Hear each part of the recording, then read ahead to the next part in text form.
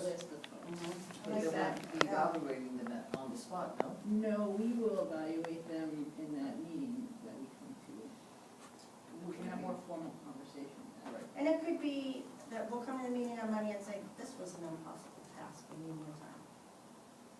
You know, if that turns out, but I think now we should proceed as if we're gonna be able to receive the documents and make an assessment of them and come prepared to discuss them at the meeting. Or each of you may just come forward on Monday and say, I recommend that we interview this firm and this firm. And just put out who we're going to be interviewing. That would be good, although it might be, I think in the interest of transparency, we want to share more information about how we got to that place, those recommendations. And it could be based upon, they met the submittal requirements. They scored, we were higher scores on submittal requirements and. And what I would suggest doing, what I'll probably do is review all of them and then go back and score them after I have a sense of the range So for the sake of closing. in pencil. You're a teacher, you know how to do that.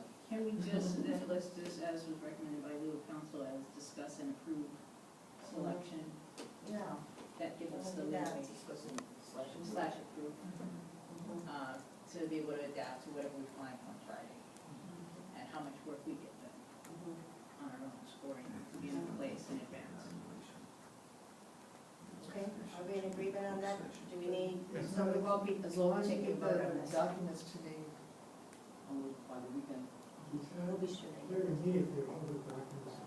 Are they public when you get them or not? We're not releasing them to the All right, public. so could you make a clear statement so we get it on the tape here for the newspaper? Just make a clear motion that these documents are not gonna be public documents, they're confidential.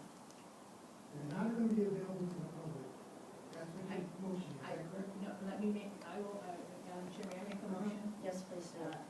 We as a board, I think, have to find that fine line between transparency and also maintaining the integrity of this process to get to the greater outcome that we're trying to achieve. And there are folks who are making statements that releasing all the documents in complete transparency might jeopardize one of those. So how do we get to both?